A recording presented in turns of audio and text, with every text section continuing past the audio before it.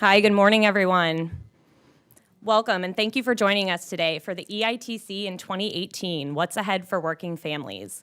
I'm Lauren Pescatori, and I'm the Director of Tax Credits for Workers and Their Families. We are a national communications initiative that works with policymakers and advocates at the state and federal levels to develop communication strategies that promote tax credits for low-wage workers. And we're thrilled to be partnering with Prosperity Now to bring you this event focused on what's ahead for some of these policies in the coming year. Last Friday, we joined thousands of other organizations, policymakers, and advocates to celebrate EITC Awareness Day, a national effort to raise awareness of the Earned Income Tax Credit.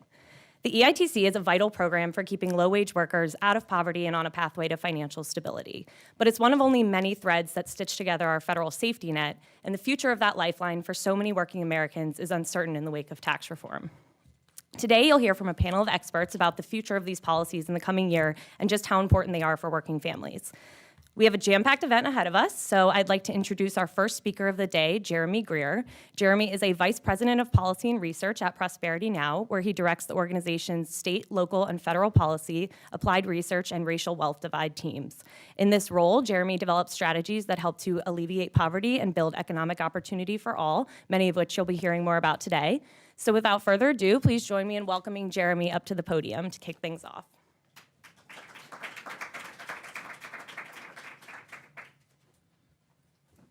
Thank you, Lauren. So this is a really good-looking crowd, I must say. What I love about the EITC and the community around it is when you say those three letters, people show up, and this is just a great feeling to be in front of all of you. Thanks again for coming out. We welcome you to this event to talk about something that's really important to us.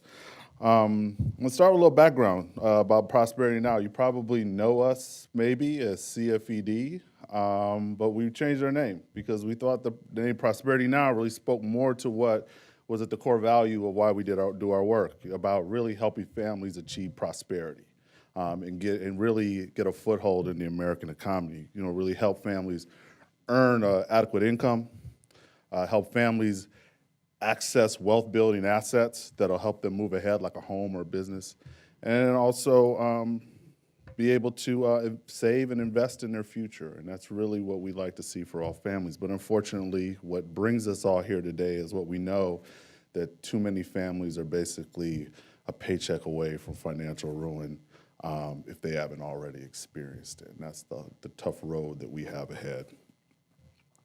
So I want to take a moment before going any further to thank some folks. Thank Lauren and from the Tax Credits for Working Families. Want to thank H&R Block for being the sponsor of this event once again. I think it's the third year that H&R Block has sponsored this event. Want to thank Sherrod Brown and his staff for getting this great room for us here at the Capitol Visitor Center.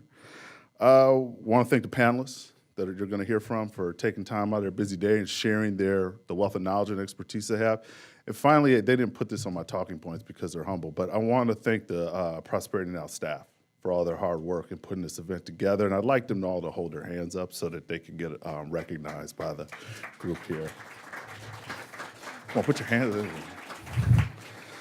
Again, I told you, they're just way too modest. It's really a privilege to work with such dedicated people.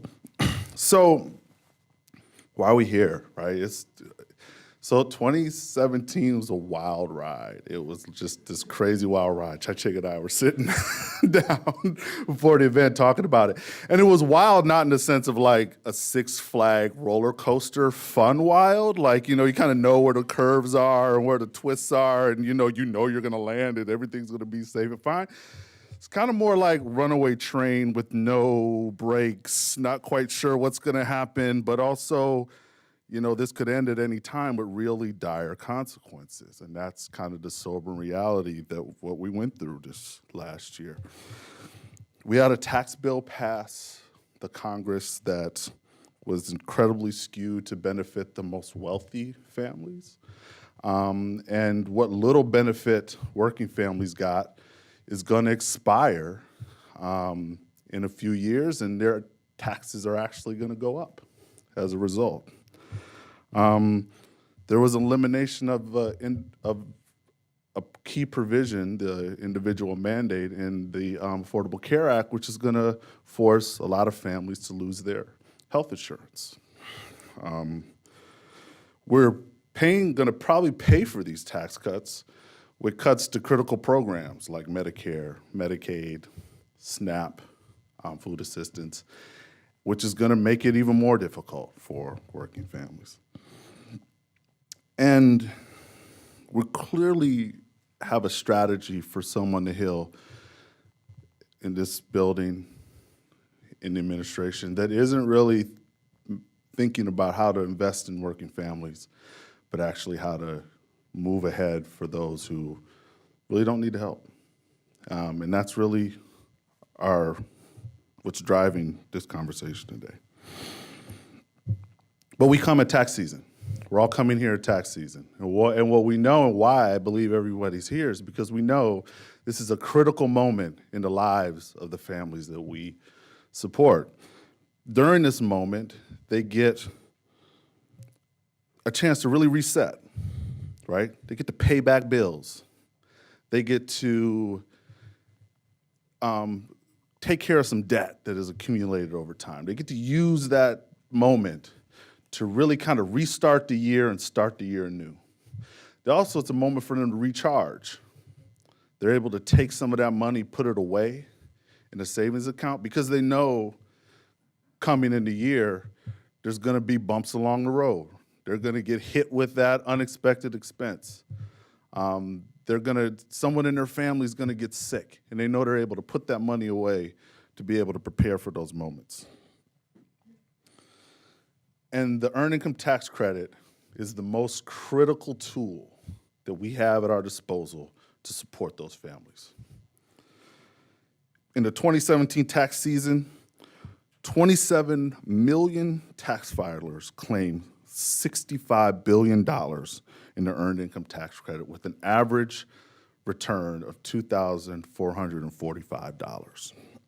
For a family of four, married couple with 2 kids, at about $40,000 a year in income, that equated to an EITC of $2,226, which is the equivalent of 6% of their income. So families, just in 2017, got a 6% bonus from working. I can't think of anything more American than that. You work hard, you're rewarded, and you get a bonus. That's an incredible, incredible, powerful tool. Aside from that, research has shown that the EITC has huge impacts on things that aren't directly related to someone's income. Something like better infant health, improved test scores, boost college attendance, increases earnings, of course, and then also has shown to contribute to higher Social Security benefits in retirement. So just by earning income, they're building assets that are going to take them into retirement through their Social Security benefits. Boosting the power of the earned income tax credit is the Volunteer Income Tax Assistance Program, or VITA, where every year, well, just last year, over 1.4 million returns at 4,300 VITA sites across the country to provide free tax prep to families so that they could fully benefit from this incredible tool that is available to them. Meaning they didn't have to spend a dime of that tax return in order to get that money, so they could put that back into their families. Because tax prep costs, on average, about $261. And I'll tell you, a low-income family, that's a lot of money. And there's something they can do with that money if they didn't have to pay for it to get their tax return done. We're talking about VITA. It returned $2.1 billion to families in 2017. And the program is a $15 million program. I can't think of a better return on investment, people. The $15 million of investment returns back to families, $2.1 billion. You're gonna have a hard time finding that return in a lot of the programs that we have here that are passed every year through appropriations here on the Hill. The accuracy rate of VITA is 93%. So if VITA was an NBA basketball player, it would have a better free throw percentage than Stephen Curry. Now, I have to tell the story, I'm sorry. I read this by my son last night, who's 12 years old, he's a big basketball fan. And in the analogy, I used Larry Bird.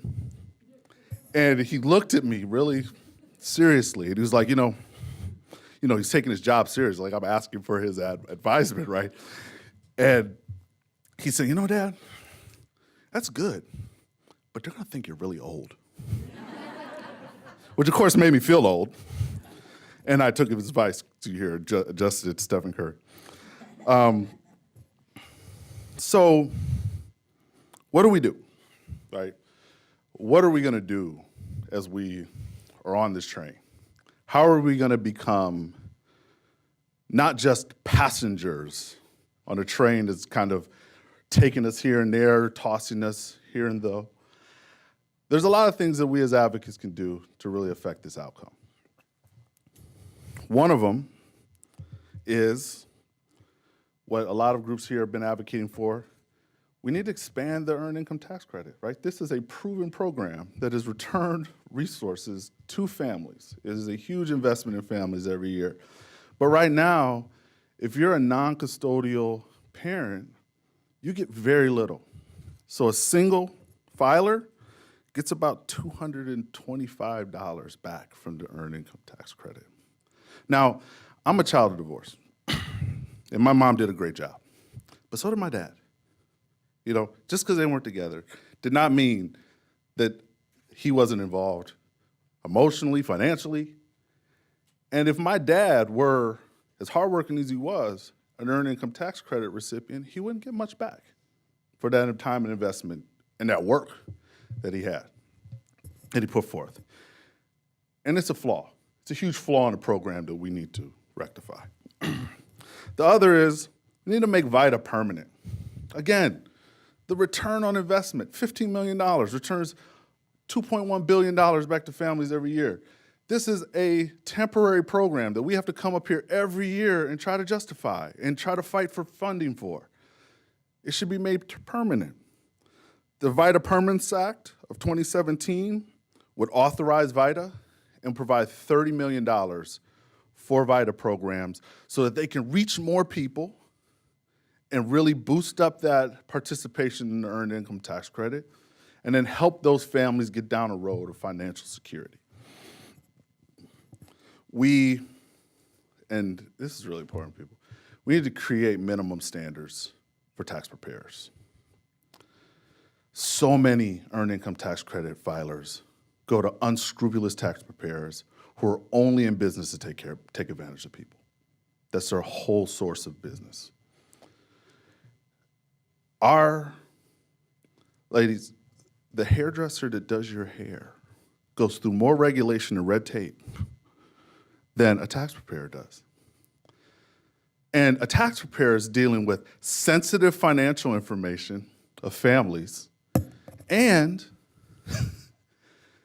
dealing with something that's really highly technical and very confusing. And basically, anyone off the street could prepare anyone's tax returns. This just isn't right.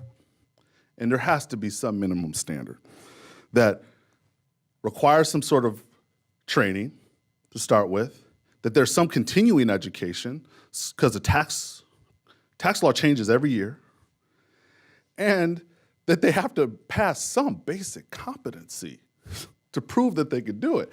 None of us could get behind a wheel and drive a car before we proved to the government in some way that we weren't going to ruin somebody's life. And it's the same thing when it comes to tax. And then finally, we should establish a rainy day EITC. The EITC is a critical tool, it's an important tool, it's a great tool. But what we know is it's just simply not enough. A lot of families that money runs out halfway through the year. Halfway through the year, They paid off all the bills. They've, gotten the kids ready for school. They maybe had that emergency in the winter. Maybe they had to get the boiler fixed, keep the heat on, and that money's gone. What we like to see is some mechanism which a family could voluntarily put a portion of their EITC away into an interest-bearing account and be able to access that later in the year so that it can take them to that next infuse of income at the next tax year. There's a bill that's being put around the Hill. Senator Booker is the likely going to be the sponsor. Is he the sponsor? Sponsor of that bill. I look at David so I don't get in trouble. And part of that bill is to also create a pilot program so that we can test some strategies around matching savings so that families could get a boost on that earned income tax credit even further by matching what they put away for later in the year. And we'd love anyone that's interested, we'd love your support and help in moving that forward through Congress. Unfortunately, though, with all these ideas, all these things that we can do, a lot of the conversation here on the Hill has been in the other direction. It's really been looking at threatening a lot of the programs that are so critical to families, providing tax breaks to the very wealthy rather than investing in something like this that we know has EITC has such a catalytic effect on households. And in the process, to pay for some of it, we're attacking critical programs. Some of them I mentioned earlier. The other thing that's really troubling, has found really troubling in the last tax bill, is even when we try to do something right, for example, increasing the child tax credit, right? It's a great thing to do, like the EITC. Well, what we did was we said, well, all the increases in the child tax credit are going to go to the very wealthy, it's the filers, and we're not going to give it to immigrant children that don't have Social Security numbers. People that are here legally, their parents earned income here in this country, they filed their taxes like they're supposed to, and we're not going to give them this benefit and opportunity. We have to stop penalizing families, and we have to start investing in the future of families. And that's what I hope that we can move towards 2018 and beyond. So,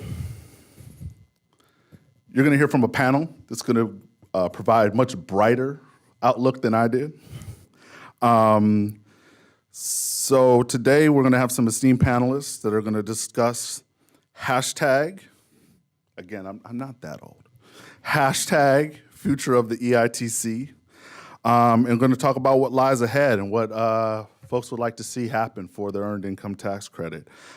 So with that, I'm going to invite David Newville, who's our federal director of federal policy at Prosperity Now. He's going to moderate the panel. I'll ask the panelists to come up and join the panel so it can get kicked off.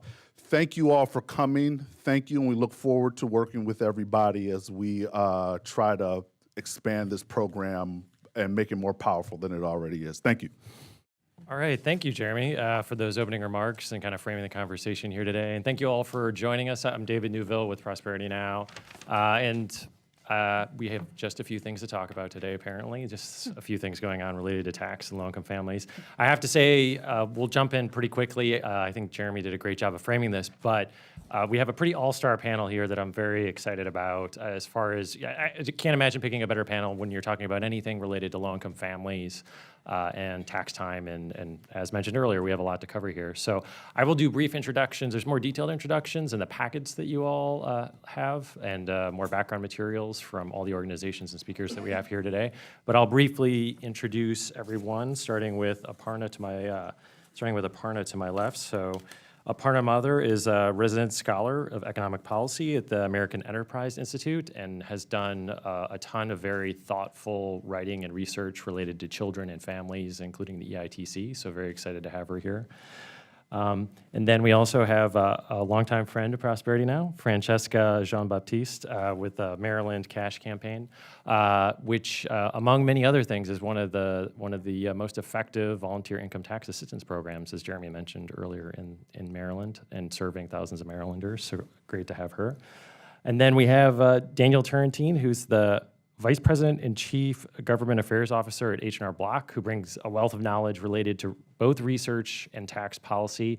And Block I believe, serves more low-income families than anyone else in the country right now. So a wealth of data and experience there. So it's great to have Dan. And then last but not least, we have Shai-Ching Huang, who's is the Deputy Director of Federal Tax Policy at the Center on Budget and Policy Priorities. And if you weren't following her Twitter feed during tax reform, you missed out, because it was a must-read as far as updates and analysis of everything that came down the pike during that time. So we'll launch in. We'll start at a high level and kind of talk about, for those who are not as familiar, how does tax time fit into the financial lives of low-income families? How does the EITC fit in? And then we'll move into the implications of tax reform and some of the more detailed aspects of tax time, as far as to get in a little more detail about some of the proposals out there that Jeremy mentioned, and potential fixes, barriers, what's ahead, as well as asset building, financial capability, and some of the other things that involve tax time. But we'll start, as I said, big picture about what does tax time mean for low-income families? What kind of impact does it have on their lives? How does the EITC play into that? How does the tax preparation process play into that, whether someone goes to a paid preparer or goes to a Vita site or a mom and pop shop? So I'll start by throwing that out to Francesca and Dan, having most of the direct interaction with taxpayers, but then anyone else who wants to jump in, feel free to do it. Sure. This is on. So Dan Turrentine with H&R Block. So we believe we do more EITC returns than anyone in the country. And we're both online and retail. In fact, if you go online, you can do EITC, your return for free. We don't charge for it online at this time. But we have 10,000 stores nationwide, and we very much see the impact of the EITC really in people's faces. When people come in, most of our clients are low to middle income, and when we go through the process and tell them how much money they're getting back, we see people break down in tears. We are in rural communities, urban communities. We have been around for 63 years. Not only do we see the emotional impact of when people are told how much they're getting back, but we offer financial products, including a prepaid debit card, because a lot of our clients either are unbanked or underbanked, and we have a line of sight as to how they spend that money. And unlike a lot of the stereotypes that you hear, that they're going to Best Buy to buy a new television, or they're going to Foot Locker to buy a new pair of Air Jordans, to date myself here. Right. What we see is that money gets spent immediately on rent, medical expenses, a new tire for the minivan, food. I mean, just basic necessities of life, and it is spent immediately. We actually did a pilot program with the CFPB to try to encourage savings. And of the 600,000 people that there was some money that was offered as an incentive to save. Of the 600,000 people that were targeted, only 36 took it. All 36 withdrew the savings, and it was like $10 within 30 days. And it wasn't because they were greedy. It wasn't, again, because they were going to Best Buy. It was because they needed the money. And what we see often is people have spent this money in their head prior to coming to the tax desk. They've spent it, during the holidays. They are due, back on their rent. And so by the time they come to the tax desk, it's almost too late to incentivize behavior. They're tired. It's the end of the day. Your children's tugging on your leg. You just want to get your tax, do it right, get your money back, and go on with your lives. And sitting there and saying, well, have you thought about this? Have you thought about, it's like, stop. Give me, or you go to the bank to deposit your check. I'm looking around this room, a lot of you probably never been to a bank to deposit a check. But if you did, you just want to get through the line and get on your way. So, we have a lot of experience. We have a lot of insight into this. And we can absolutely attest that it is an unbelievably powerful tool to helping people meet the challenges of their lives, and we're here to help. Thanks. And I just turned it off. Okay, so I'm Francesca Jean-Baptiste with the Cash Campaign of Maryland, so we're really close, 45 minutes away. And we serve about 22,000 families and individuals in Maryland, bringing back over $3 million in federal and Maryland state refunds. And I couldn't agree with you more, Dan. We know that when clients are coming to us, coming through our doors, they have already spent that money. It is gone. They've done it in their head. They know exactly how much they expect that they're going to get. It is often the largest injection of cash that they're going to see, the biggest lump sum they're going to have all year. And so they wait for it. They know it, what it's supposed to be. And if it's a couple of dollars left, they definitely want to know why. And so they are spending it right in their local communities: food, clothing, rent, paying bills.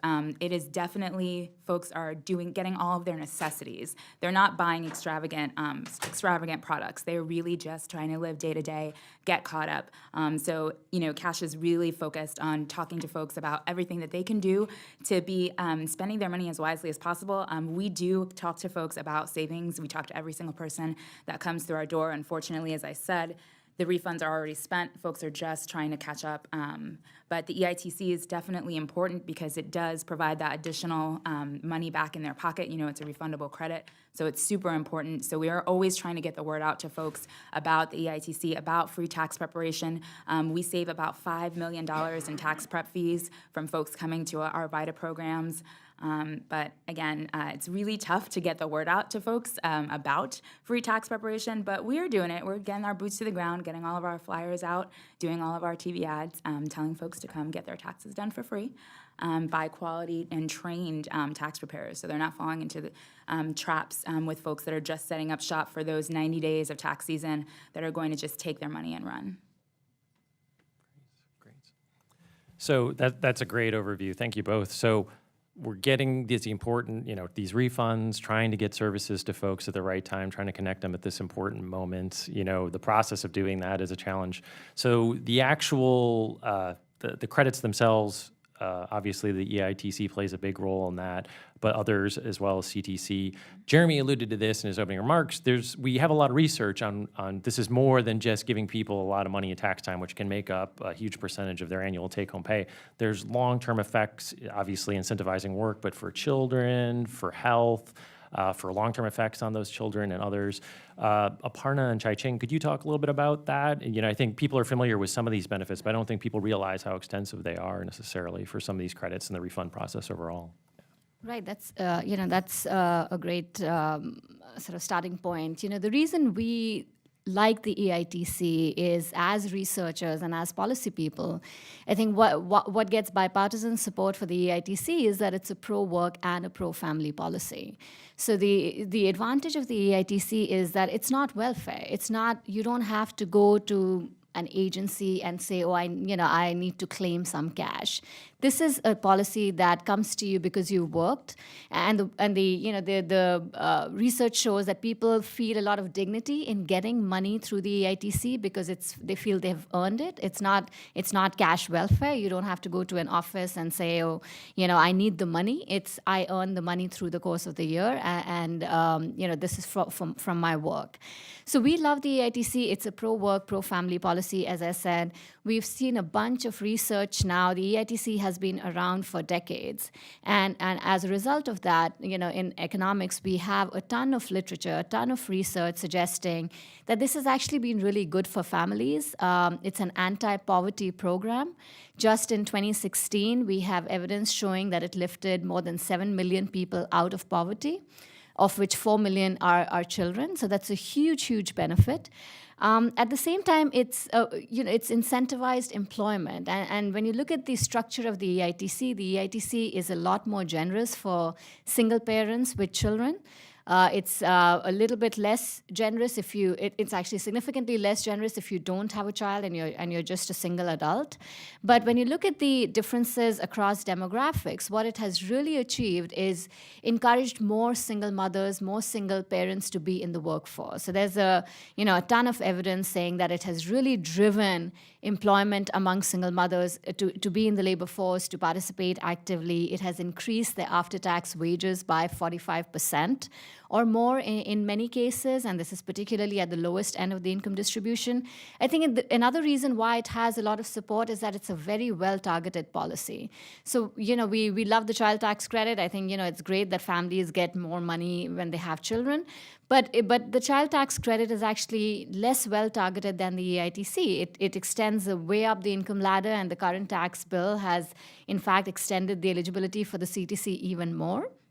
But the EITC is very narrowly targeted on the lowest income people. And I think that's a big reason why you've been able to use the EITC to give a lot of money relatively to these lowest income families. So if you look at, the single parents with 3 or more children, it's very generous. You could get a refund of about $6,000 or more.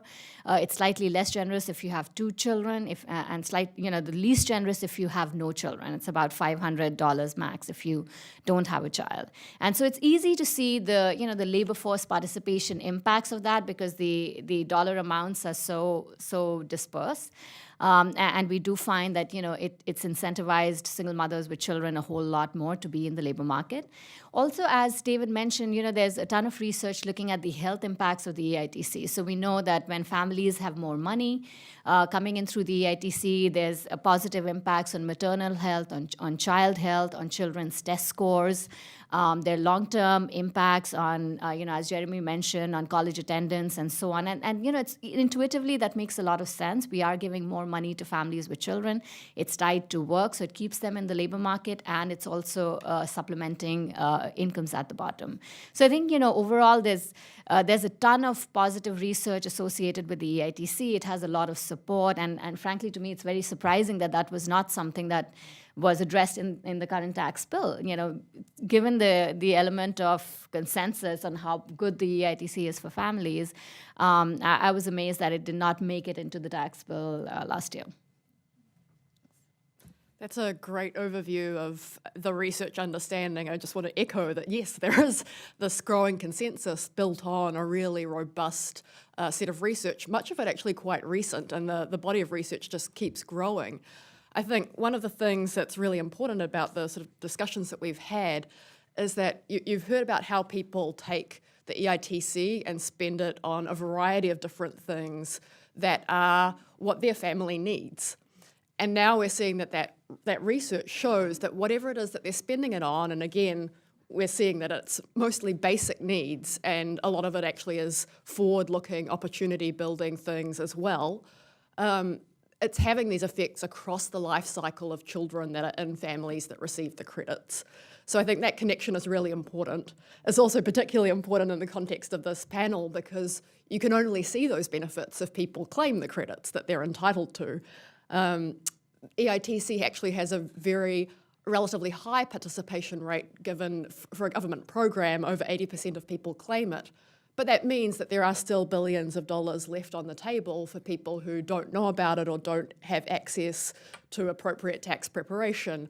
So that's why I just like to sort of shove into my answer to this question, and just a huge thanks, echo the huge thanks of everybody who's already mentioned this, for the VITA volunteers, the people that are doing outreach, that are sort of on the ground making sure that people have access to these credits, because we wouldn't see any of that impact across families and across the life cycle unless people claim the credits. Yeah. No, thank you. Yeah, so you both raise important points, part of accessing these credits and kind of really getting the impact of these credits is obviously making sure it's targeted to the right people and the right amounts, but also making sure the administration actually works for folks on the ground as well. Maybe, and I think this is something that everyone in the panel can weigh in on both sides of those, thinking about what are the barriers right now to improving this program? We know it's really important. We know tax time is really important, but it's not working as smoothly as it could. There's a lot of issues. On one side, There's program integrity issues with EITC, right, and accessing that. The take-up rate isn't as high with EITC as it could be. It is high, but it could be higher, right? There's a lot of families who miss out on it.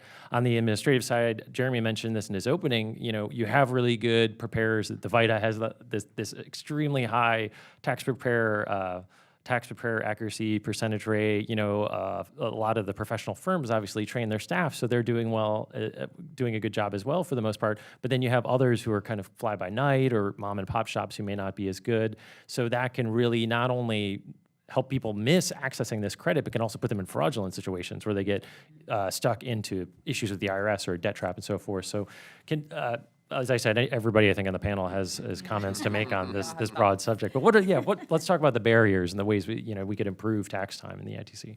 Yeah. So I guess. No, go ahead. No, sorry, please, David, please. Daniel, go on. Go ahead. Ladies first. Ladies first. I'll be quick. That's okay. No, exactly as you mentioned, David, I think one of the issues we often face when we talk about why not expand the EITC is that you often get this pushback, well, the error rate in the EITC is really high, which means that there is people who are not eligible for the EITC are still claiming the EITC. The IRS estimates that's about 21 to 25% of all payments. It's a huge chunk of money, and at the end of the day, what that means is that the IRS is actually spending a lot of money trying to audit on the individual, within the individual income tax returns. About 39% of audits are for EITC claimants, which sounds to me a bit crazy because why worry so much about the overclaiming at the bottom end of the income distribution when clearly we have much larger issues at the top end. But that's a huge thing. The fact that we are overpaying money out of the EITC. And I think the reason that happens is that I don't think it's a lot of fraud. I think there's a lot of misunderstanding about who can claim the EITC. So Jeremy, as you mentioned, a lot of times it's two parents with one child, and if they're separated or divorced, there are residency tests on how long the child has been with each parent and who can therefore claim the EITC. And I think there's just some amount of misunderstanding that both parents can't claim it, or you have to meet the residency test for you to be able to claim the EITC. So that's a big issue, and I think we can definitely improve that by making those definitions clearer and also making them more uniform by using the same definitions as maybe we use for the child tax credit. So we've made these programs, pretty complex for low-income taxpayers to use. So which is the big reason why they're trying to use tax preparers to claim something that should be coming to them easily. These are not a big chunk of this population is not actually facing a tax liability. They're really claiming the EITC because it's a refundable tax credit. You can get the cash without having a tax liability. So we should make it easy for them to do so. So just as we see issues with people overclaiming when they're not eligible for the benefit, I think it's also true to point out that there are a lot of people who are eligible for the benefit but are not claiming it because they feel like they're not eligible for it. So that's an issue as well, and I think we can address that by sort of standardizing the definitions of a qualifying child across different programs. I also think there's some research on sort of the marriage penalty in the EITC. The fact that if you're single parents and you're claiming the EITC, you get a slightly higher amount than if you file jointly and started claiming the EITC because your income often goes outside the threshold for claiming the EITC. So there's a marriage penalty, and I think one of the good suggestions there is to introduce a secondary earner deduction, so allow the secondary earners' income to be deducted from their taxable income when they're claiming the EITC. And the third is, the issue with these unenrolled preparers that the IRS talks about, the fact that people are going to these agencies that are not really professional, they're not legitimate. I mean, they're legitimate, they're allowed to do this, but they're not doing it in the best interests of the client, and they're often, messing up the claims. And I think addressing that through expansion of the VITA program, I think makes a lot of sense. So, I would echo a lot of that. I think we have been calling for minimum standards for tax preparers for years because I think one of the things is there's kind of the world as we wish it, would be, and there's the world as it is. And I think for a lot of these people, they are very cost conscious, they are very cash strapped, They see these fly-by-nights. They often set up around our stores, I'm sure around Vita or the cash campaign in Maryland, kind of like car dealers congregate around one another. They will offer you, $10 to get your taxes done and a haircut. Because yes, hairdressers are regulated in all 50 states, but tax preparers are not. Any of you could open a laptop or do it on your phones right now for nothing on free Wi-Fi in the Capitol Visitor Center, and you're talking the most important financial transaction of the year. So one, it's complicated, and I'd like to say there's no fraud, but there is a lot of fraud, because one of the things that we see is you will come into our stores. If you come in and you're going to get our expertise, we do charge for the service. They'll say, how much am I going to get back before we've done their taxes? We say, well, we have to do your taxes before we can make that. Well, the person down the street said, it's $10 and I'm going to get $5,000 back. And we say, look, we cannot guarantee you this. So if you're cost conscious, and let's say we're going to be $150, and we can't guarantee you what your return will be, your money back is until we do your taxes. If you're low income and you're living on the edge, you're like, hey, I'm going to this person. There's another part of this. So one, are they doing it correctly is a big issue. Often it's not, because there's an optimization point on the EITC, at which point the refund is maximized, and then to avoid the cliff effect, there's a back of the curve in which it comes down. People have figured this out, and so they realize if any of you do your taxes online software, you enter your information, and the little odometer goes, up, up, up, up, or down, down, down. And as you're putting your info, you're like, oh man, my refund just went down. Ooh, it just went back up. Well, people are aware of this as they do it. The other thing is people need capital. They have short-term capital needs, and this goes into the fly-by-night problem. A lot of them are payday lenders. So if you're going to come in and you're going to this is where the PATH Act kind of came into effect. It was, I think, an unintended consequence. You're coming in, you go to Vita, you go to the cash campaign, they say, okay, your refund's going to be $2,500. You'll see it in a couple weeks. And people say, whoa, I need that money right now. My rent is due next month. I'm 2 months behind. If I don't pay it, I'm out. So they go to a payday lender. Well, a lot of fly-by-nights are payday lenders too. And so they'll say, one, I'm doing it for $10. Two, I'm going to guarantee you, $5,000 back. By the way, I'll give you $2,000 right here, and I'll take the rest. And these people say, done, deal. There's not even a question. And so we see this. We used to offer a refund advance loan years ago. We then got out of the business because regulators had a lot of issues. We have gone back in with a loan, true story, interest-free, fee-free, and recourse-free. We are paying the issuance rate to the bank to loan to clients. Recourse-free means that if you come in and it turns out that you're not getting the refund back and you can't repay it, we eat the loan. So you'd say, we're a for-profit company. What's the catch? The catch is we were losing people to payday lenders and fly-by-nights because people were so desperate for short-term capital. The need has never dissipated. The last thing that I would say is that's a challenge here is the change not only of the family, so no longer even a two-parent home or a single-parent home. The uncle helps with it. You're not only taking care of kids, you maybe are taking care of your parents or your grandparents, et cetera. The other part is the changing nature of the economy, which is a gig economy. A lot of you are probably familiar with the term side hustle.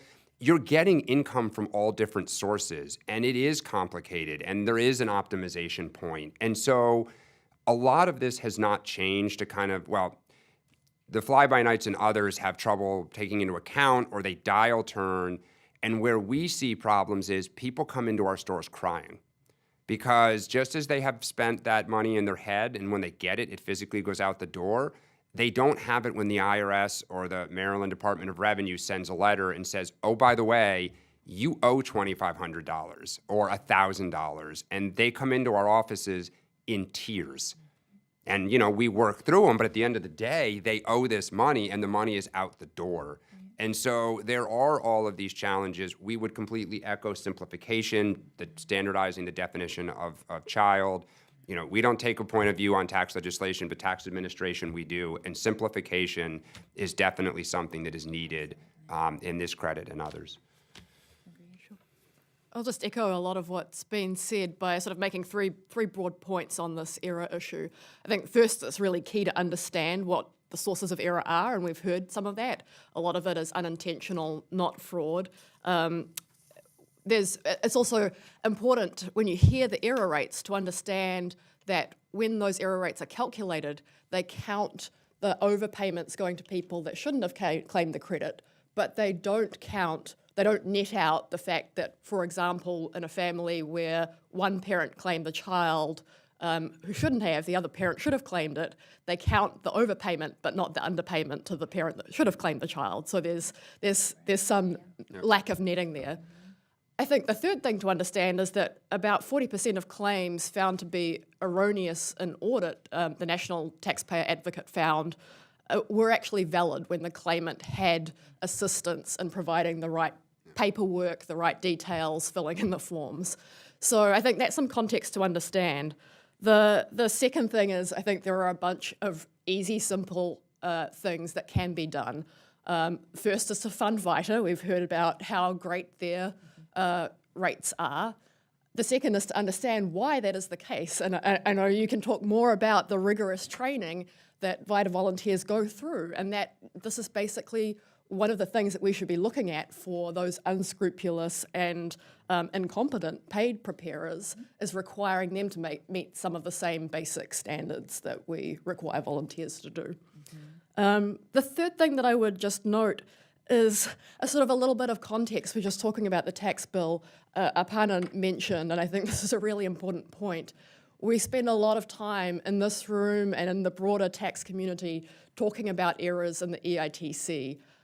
Disproportionate amount of time compared to where the errors in the tax code actually are and where the tax gap dollars are actually going.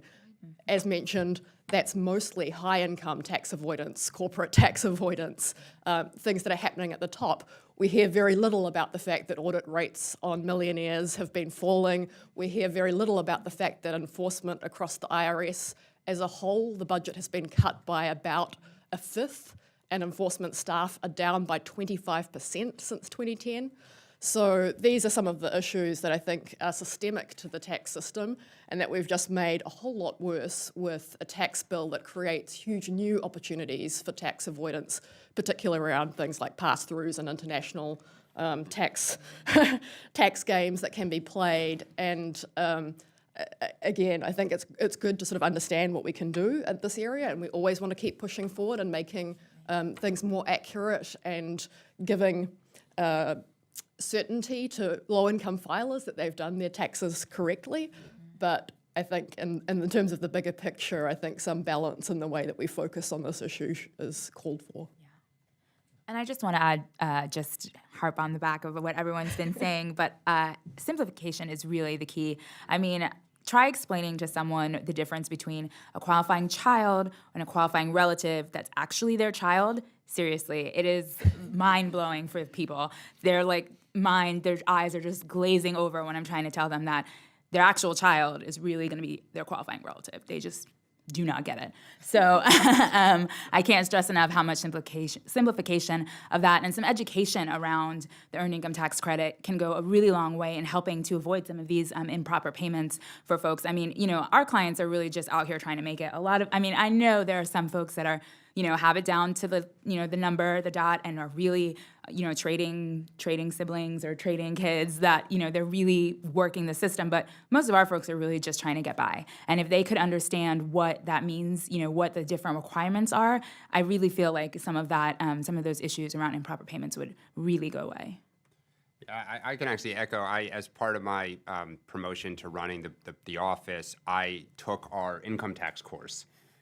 We do 60 hours of training. You have to pass a criminal background check, which you would think is a no-brainer, but again, there's no standards. In Maryland. and take continuing education. And there was a whole section on dependency and definition of child and the different credits and how it kept changing. And I like to think I'm fairly, intelligent. My friends and family probably disagree, but my head spun. I mean, I could not believe how it changes and the constant updates that are being made to it. And to your point, the fact that there's just no, there's no standards, it is ripe for just outright confusion and error. So it's a challenge. And even I'll make a pitch. Hurricanes, one of the things that they just issued in one of the hurricane relief packages is that if you're in an impacted area and your income was impacted, so you were on path to make $25,000 a year, and now you're only going to make 19 because your employer's just gone.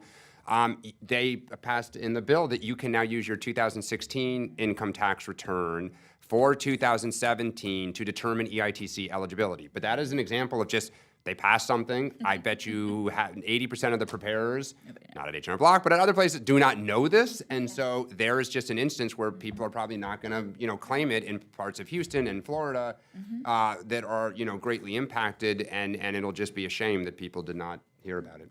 Absolutely. And even in Maryland, where we do have regulation and standards for our tax preparers, just because it happens so quickly, a lot of folks are still not going to know. Yeah. You know what I mean? Just if they're not really diligent about keeping up with all of the tax law changes. So, thinking about places where there aren't standards, it's just, again, ripe for problems. In fact, I'll beat the horse one last time, and I promise I'll stop.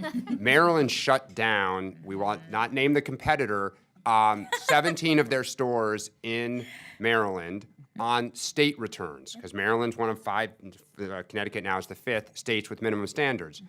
Those shut down stores could still process federal returns, and they did. Yeah, So they had been caught by the comptroller. by the comptroller, Peter Franchot, but he was powerless to stop them on the federal level, and they kept pumping out federal returns. Yep. So even with standards, they're Right. still, yeah. So plenty of areas for improvement. And speaking of tax law changes, so obviously Jeremy helped frame it, and many of you already alluded to the shark in the water, but the obviously once-in-a-generation tax reform happened, and given the clear importance of these programs and the barriers and the fact that the lowest income among us, the most financially fragile, should be the priority for any tax reform, right? I'm sure this legislation would take all that up. Obviously I kid, but looking at the impact of tax reform, and I think it's confusing for a lot of folks because we have the final tax bill, we had a variety, we had the House bill, we had the Senate bill. There are a variety of proposals out there being floated around even just the child tax credit alone, and there were earlier changes floated the EITC, and there ended up being very minor changes, but important changes to the EITC. So can we talk a little bit about that? Like how did this end up affecting low-income families, both the actual changes to the tax code itself, but then when you look at the larger pictures around individual mandates, expiration dates, those types of things, and how you pay for it, but also the tax law itself. Where do low-income people end up with it? Because I know many folks, we're just talking about this, now that Friday is almost here, we're into February, people are going to start seeing changes to their withholding. They're going to start impacting folks. And I think a lot of, especially low-income folks, are going to notice this and wonder what's going on. So where do we end up on all this? So just to recap a bit of what Jeremy said, overall the tax bill was very tilted towards high-income people, sort of facing economic challenges, particularly for low and moderate income people, of wage stagnation and income polarization. This bill overall just took those problems and made them worse. Most of the tax cut relief was directed at multinationals, large corporations, high-income people. So despite the rhetorical focus as we sort of moved into this process around raising workers' wages, we left out the EITC completely, proven, as we know, to increase work effort and boost incomes and have a whole range of good effects for families. And in fact, the bill slowly cuts the value of the EITC with a slower measure of inflation over time, and it's doing that to pay for permanent corporate tax cuts. So that right there is sort of encapsulation of the prioritization of this bill. A few years out, but that couple making $40,000 with 2 kids that Jeremy mentioned before, they would see their EITC shrink by about $300 by 2027, just by the slower measure of inflation. And the CTC, as you mentioned, there was a lot of focus on this. This is really a case of look below the headline. You sort of hear a lot about the fact that the CTC was doubled. For low-income families, that's not the case. For 10 million children in low-income working families, their maximum CTC increase is $75 or less per family. and then a slow measure of inflation adjustment going forward. For about 14 million more children, they get less, and in many cases far less, than the maximum boost in the CTC, and then the highest income families get the maximum boost. So again, a sort of a hole in that situation, with the kicker that, as Jeremy mentioned, for about 1 million kids in immigrant families who were eligible for the child tax credit, they are no longer eligible for the child tax credit because of this bill. And again, these are children overwhelmingly who are going to be part of our communities and our economy going forward. We're missing out on all of these benefits for children, making them stronger contributors to our families, our communities, as we've seen from the research, by taking that credit away. So it's really a case of a huge missed opportunity. There are a variety of proposals to move forward on both of these tax credits, making them more refundable at the bottom end, improving the childless worker EITC, boosting the credits overall to capitalize on this research and evidence-backed set of things that we know that they're delivering, but the bill sort of it was absent from that conversation. Yeah, so when I look at the bill, I think the priority for Republicans was really to do corporate tax reform. You know, this is, I agree there wasn't a whole lot of redistribution in this bill, right? We didn't see any expansions of the EITC. As I said, you know, there was bipartisan support for expanding the EITC to childless adults, to just increasing the amounts of the EITC, but it didn't come through in the tax bill. What the tax bill did on the individual side was to lower rates. So they have lowered marginal tax rates. If you look at starting from, for people at the very top end of the income distribution, the rates have gone down from 39% to something like 37%. But the income at which you have to pay those rates has also significantly, there's a bigger exemption. So you only pay those high tax rates at very, very high, much higher income levels than you had to pay the top rate before. So I would say there was an across-the-board cut in marginal income tax rates. They had, the marginal personal income tax rates. They did away with the personal exemption, but in place of that, they doubled the standard deduction, which means that a lot fewer people will now find it beneficial to itemize. So, they're going to they're not going to be using a lot of the itemized deductions that they were using before because they've doubled the standard deduction. I think on net, most low-income families are, probably held whole by that. I don't think it would have hurt them. They did expand the child tax credit. Again, the problem with the child tax credit is that it's not fully refundable. So you only get a certain proportion of your income back through the child tax credit. It's not like the EITC, which is completely refundable. And so they did increase the refundability of the child tax credit as well, which is why a certain dollar amount a higher dollar amount would now go to lower income families. But they also increased the eligibility for the CTC at the higher end of the income distribution. So again, many more people would benefit from it. And I suspect, again, a big reason for doing that was that they removed the personal exemptions. And then they also added a $500 non-child dependent credit. All of these credits expire in 2025. So, all of the things that on the individual end expire. And I think the hope is that if they persist for the next 8-9 years, no administration will be able to take them away. And so, in some sense, the hope is that they would be permanent. On the corporate side, I think, I'm not as dismissive about the corporate side reforms. I do think business side reforms were needed in the U.S. Both sides, even under President Obama, there was action to cut the corporate tax rate to make it more competitive with other countries globally. The OECD average corporate tax rate was more than 10 percentage points lower than what we have in the U.S. And I think they are trying to make the U.S. corporate tax system more competitive. The idea is to get more investment in the U.S. and in the long run, create more jobs, create higher wages for workers. So I'm not as dismissive on the business side. I do think that there is a worry that the corporate tax cuts are permanent, the individual ones aren't. But it's much tougher, I think, for parties to push through corporate tax reform. I honestly don't think it would have happened if there was a Democratic administration in charge. But the individual tax cuts can be pushed through even under both sides, under a Republican or a Democratic administration. So I think they're gambling on the idea that the individual tax cuts will continue. The corporate tax cuts are permanent. That provides an incentive for businesses to come back to the U.S. to invest more and to lead to higher jobs and wages for American workers. So, I do think that there are long-run impacts and there are short-run impacts. There's limited redistribution towards the lower end immediately. But I think the hope is that in the long run, more and more middle-class and lower-income workers will benefit from the corporate tax cuts as well.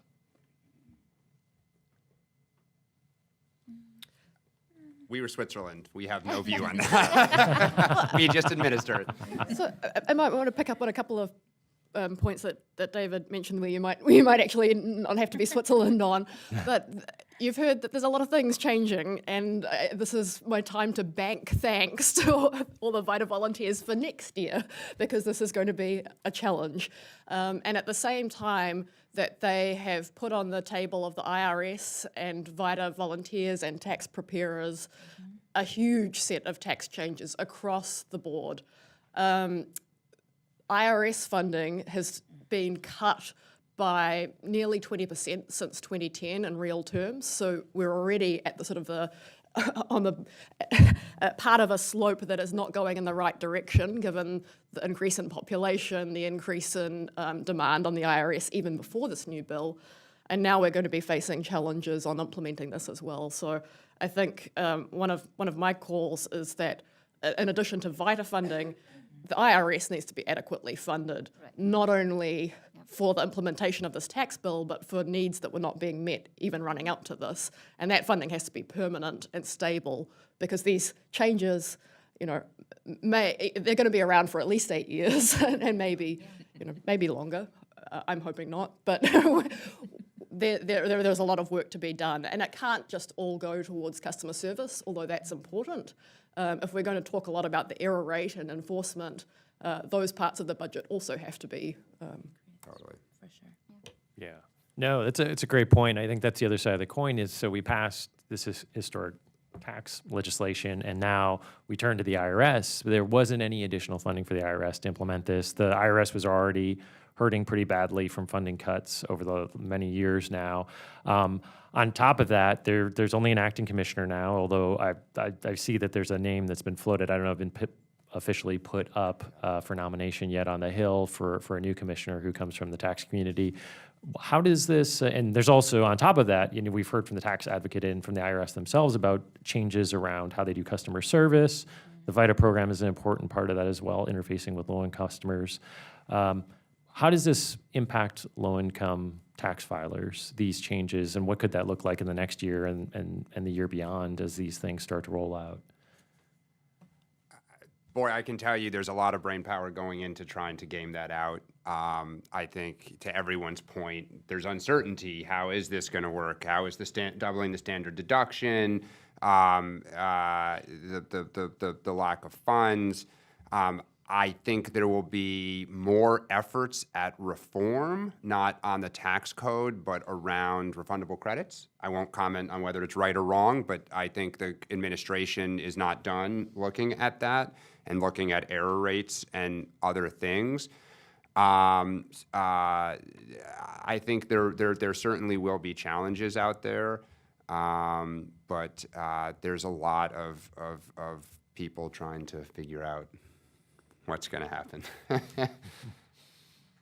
Absolutely. There is going to be a lot of challenges. So already, on the day-to-day, we get folks coming in, why is my 2016 different from my 2017? And we made no changes last year.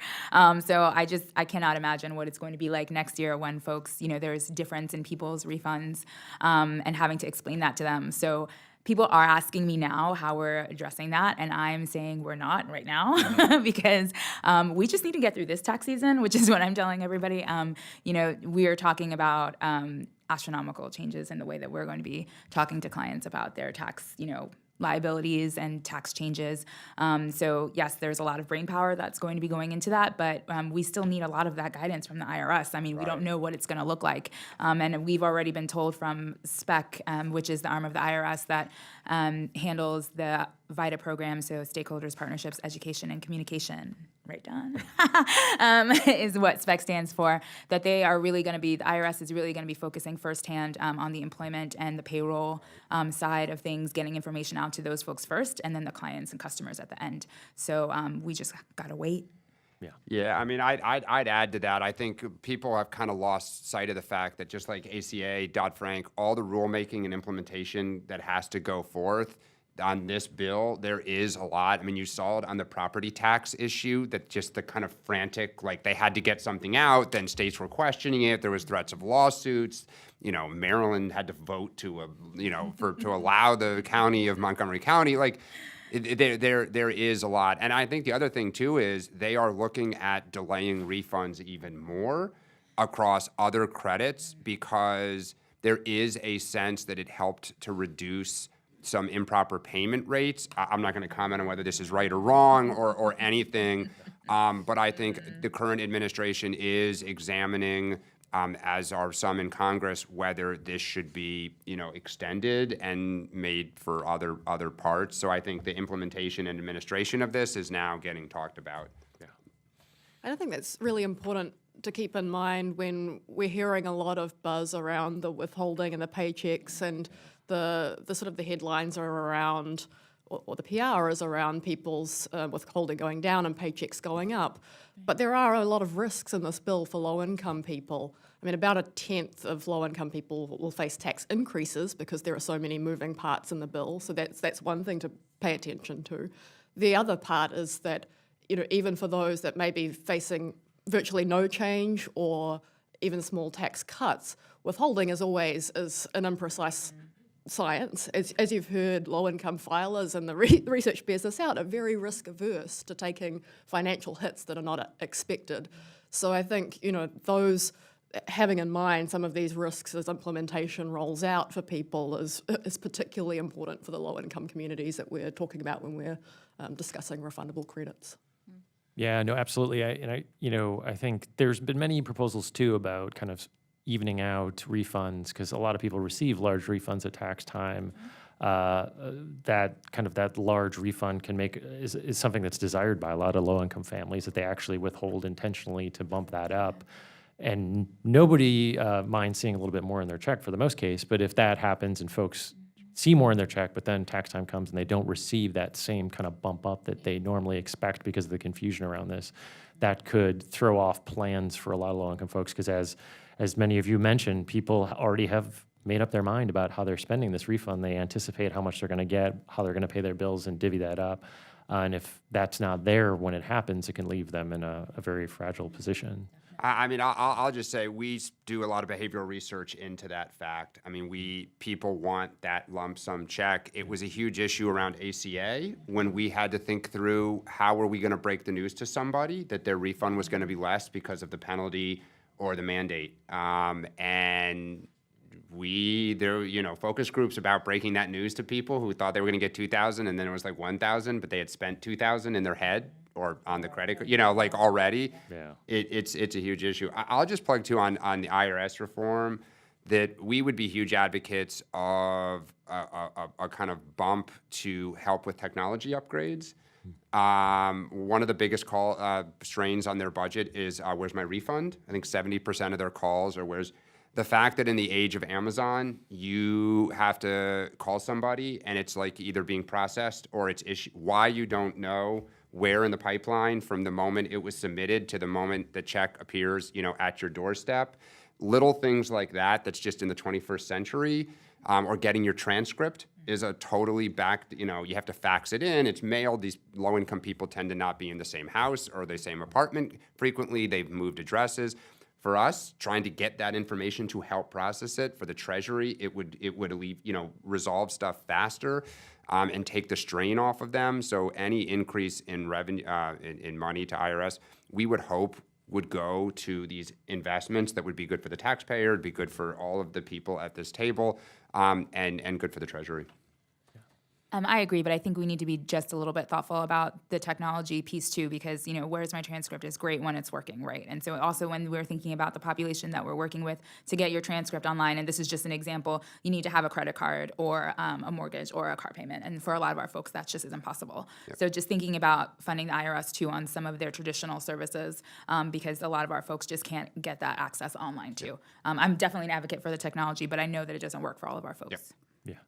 No, absolutely. And then that's been part of the controversy around the IRS's future state proposal about this movement, which in many ways makes sense, moving to more technology, moving to these types of things. But when you're thinking about low-income families and those who are most vulnerable, that technology access, even if they can access it, can be very difficult. So making sure that those other services are still available to them, the TAC offices and others, because when they aren't, a lot of that burden falls to nonprofits, to Vita sites, to other community services, local services that have to bear that extra burden. So before I want to get to what improvements would look like, and we've hinted at this a lot in terms of both policy and administration. Before we get there, I think one important thing, since the discussion around fraud, error rates, overpayments, we've talked a lot about that. One thing, and Dan, you brought this up briefly, was around the PATH Act, the Protecting Americans from Tax Hike Act.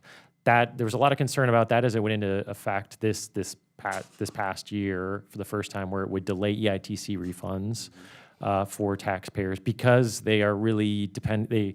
As we know, the tax season opened yesterday. Was it yesterday or was it Monday? Folks line up right away. This is the busy time that everyone's trying to get their refunds, getting their money. And then if you tell them, wait, well, you can file now, but you're not going to get your refund for another couple weeks or beyond what you usually would get it, obviously that's not going to go over well for a lot of people who have been kind of already paid for a lot of this. They're waiting for their money. How has that played out? What do we know about the experience of that in terms of both the impacts on tax filers and households, but also has it been successful in helping to reduce overpayments or to clarify things? Do we know a lot about that yet? Or what can we say at this point? I don't think there's been any data put out. I mean, anecdotally, I think I will actually say I think IRS reached more people with the news than people thought. I think that the industry, most people in this room may know, the EITC filers tend to come in the first, not only 2 weeks, 2 days. Like they tend to be first in the door. They're ready to go. They want the money. Like they're fired up and ready to go. They came in. That didn't happen last year across the industry, and for an industry that you guys probably won't be surprised that models down to the minute during season because you make a lot of your money, or it's kind of the show time for the nonprofit. There was oh my gosh. And I think what people realized was the message penetrated that it's going to be delayed, et cetera. I think it did have some impact on reducing improper payments. We would be the first to say we'd love to see the data and have IRS put this out. I know people have asked at hearings, what did you do to match stuff? I think they're a little hesitant because one of the players in this is not just low income and unscrupulous, but the Russian mob and others that have figured out anytime you have large amounts of cash that go out, and if you're doing it, if you do it in retail, you recognize the person's face. If you do it online, you're an algorithm, and there's more opportunity there. I think they're hesitant to tip off what they're doing and what the software screens and filters are doing because there's some really sophisticated crime syndicates that pay very close attention to that. So we have not seen information that's public. We've heard it behind closed doors. Yes, and we would be the second that would love to see that data. But I agree that the market was, we saturated the market with information around the delay. We thought it was going to be a huge thing. We were all very worried and freaked out about it, that folks were going to be super upset. But a lot of our clients were like, okay, it's fine. We did, again, see the slowdown. I mean, and not everybody people weren't breaking down our doors as they usually are. It was the slow trickle in, which is different. But people mostly knew when they came in. They understood that it was going to be a delay, and they weren't upset about it. Now, I don't know if that means because that means that most people went elsewhere, and which is what we think, but are trying not to think about it, went elsewhere and got some sort of rapid refund product. But for all the people that came through our doors, they were mostly okay with it. They understood that it was going to happen and that they would have to wait. And I think that's a hugely important point. I mean, when this was enacted, Chairman Hatch said it was the most robust set of program integrity proposals in this area for decades. So giving it some time to play out and be implemented and find out what happened and whether or not there were adverse consequences for filers, the IRS, businesses, is an important thing to do before sort of charging headlong into other proposals that would sort of sit on top of this and potentially exacerbate some of those problems. Yeah, no, absolutely. It's good to hear, like, hats off to the IRS for kind of getting handed that at the last moment and working with their partners to give people a heads up so they didn't show up to the tax site surprised. I think, yeah, it'd be interesting to see as we get more data and as it hits this tax season as well. You know, there are good, going to Vita sites. There's good actors offering zero interest loans like Block, with no strings attached. But thinking about other less with other providers with less scruples that might attach cost to that or other conditions to that that are not transparent, or an uptick in payday lending access as well, since that's another area that will be of concern in the long term, given that CFPB rules look like they might be being opened up and rolled back in that area. Could be concerning over the long term, and is definitely something to kind of watch going forward. So the big question that I know this is the fun question that you all wanted to jump into, both in terms of tax policy and administration. What are, you could say missed opportunities in tax reform, but what are the potential improvements or the future improvements? Like what would be, and we've touched on a lot of these, at least some in more substance than others, but what would real reform look like? We have these programs, they work. If we make these families a priority and improving the system a priority, what would that package of changes look like? And as I said, both policy, but also in administration as well. So I want to go first because I only have one. And that would be to expand the EITC for our folks that are not claiming children. That would be just a huge help. We are just leaving behind that set of folks and even taxing them further into poverty. As you said, the benefit that they receive is very little if they do not have children. In Maryland, we are working really hard to get the earned income tax credit at the Maryland state level increased for those folks. We're trying to, roll back the age, so we're trying to bring it down to 18 because right now you cannot claim the earned income tax credit until you're 25. Secondly, we're trying to increase the amount of incomes because right now it phases out at about $15,000, which is less than full-time minimum wage work.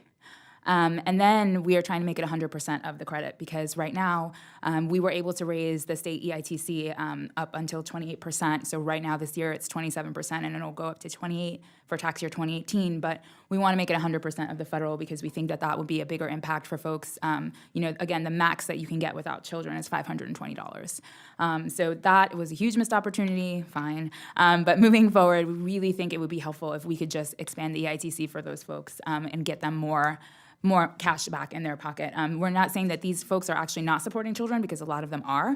And so giving them that extra money would be a help for the household with children as well. So if we could get that done at the federal level, that would make it easier for us at the state. So thanks. I think I would just echo that.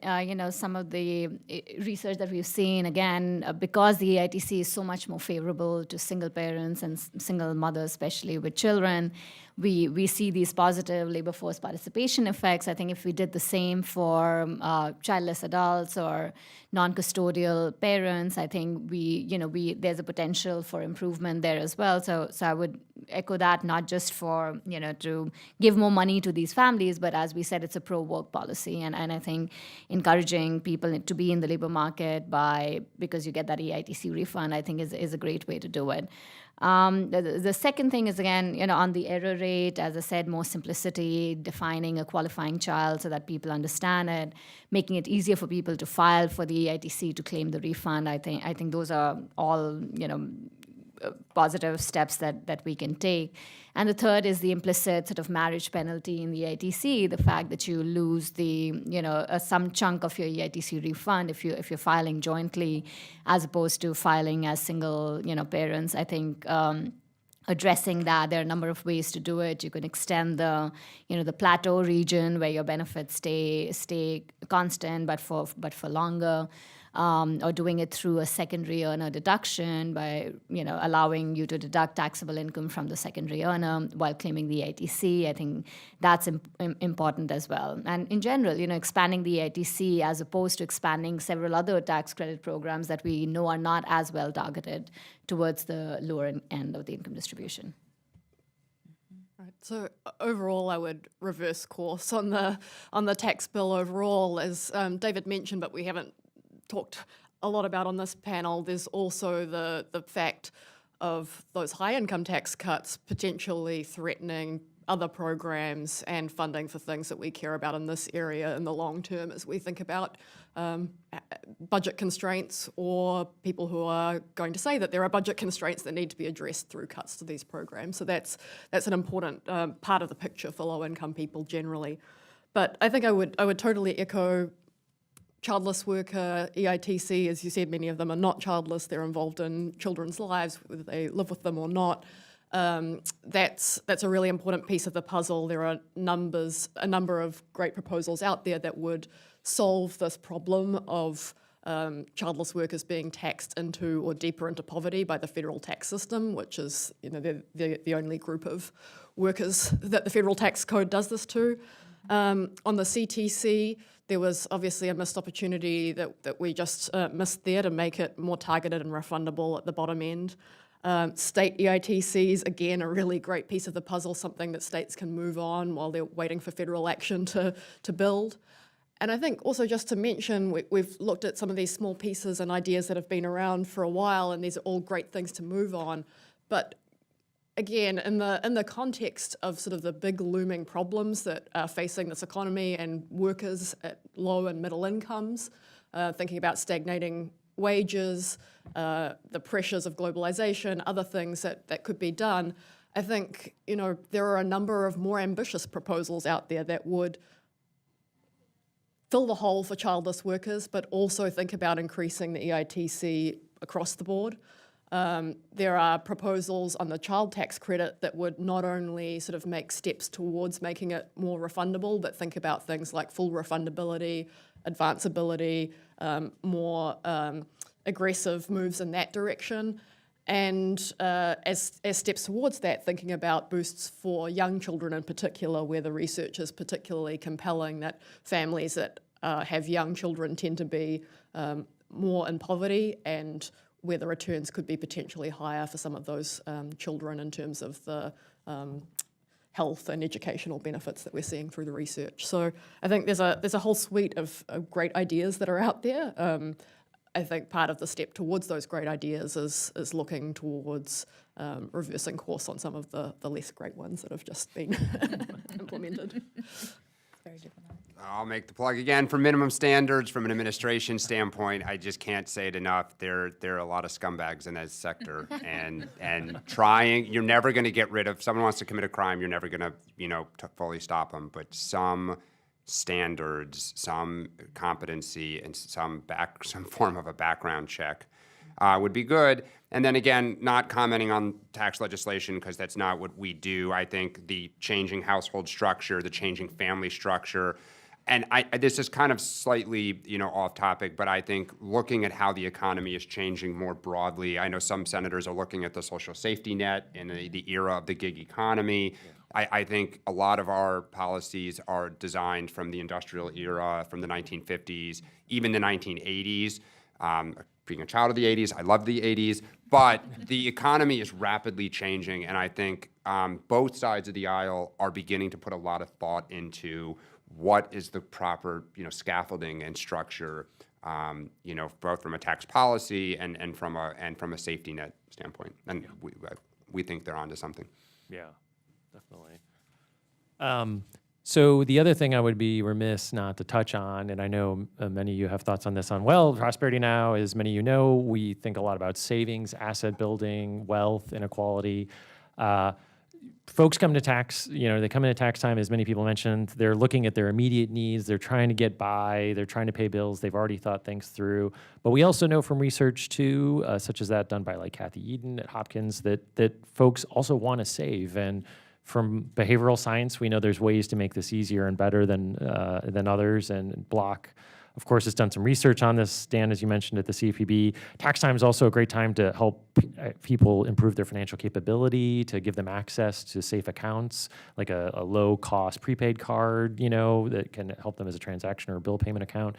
Can you all talk a little bit about what we know about that, and other types of things? Jeremy mentioned, the Refund and Rainy Day Savings Act, which is legislation that was introduced by Senator Booker's, as another great bill that will be reintroduced in this Congress soon as well, and was in the last Congress, but is another way to access refunds for folks. What do we know about helping to improve that? Because as many people know the statistic, like almost half of Americans can't even come up with $400, that Federal Reserve statistic. And it's a pretty frightening statistic given the small amount of money that is and what we know about financial volatility. And given that people have this money at tax time and there is a need for it, what do we know and how can we improve that? Well, as I mentioned before, we put a lot of thought into this. There is a lot of research, Catherine Eaton's book, that very much showed that people, have spent that money in their head. We don't try to incentivize people's behavior. That's a tricky line. We have a challenge, and it's a high-class problem on some level, that because we see more people face-to-face than the IRS, because we would basically, though we are not financial advisors, legally speaking, we think we essentially are for a lot of low-income people. A lot of government agencies come to us and ask us for help to pitch their products. So My IRA, college savings plans during the ACA rollout. And I go back to when I started, you come in, it's late at night, you're tired, you're hungry, your kid's tugging on your leg. We can't sit there and be like, let me put 15 brochures in front of you and go through each one and talk about, you're just like, you'll walk out. Again, you'll go to the fly-by-night who's like, it'll take 5 seconds and here's your cash. Like, you don't even bring the shoebox. It is I think what we would say is to incentivize savings, to incentivize behavior is really, the time to do it is not in tax season. It is really outside the season, so that when you get to the desk or you're thinking, or the software, or however you choose, whatever platform you choose, that when you start thinking about that in December or November, that you're already there. And I think that it's really hard because agencies all the time are asking us, can you really try to encourage them to do that? And we put a lot of thought into it and study how do we meet their needs and how do we try to help them, but recognize that we're not, the nanny state telling them you need to do this, because it's pretty patronizing to say, you really should save more. You should get better health insurance. Have you thought about sometimes people at the desk sit there and they just start talking to us, almost like a psychologist. Mm-hmm. We have tax pros who tell funny stories about how people ask them if they should get married. Mm-hmm.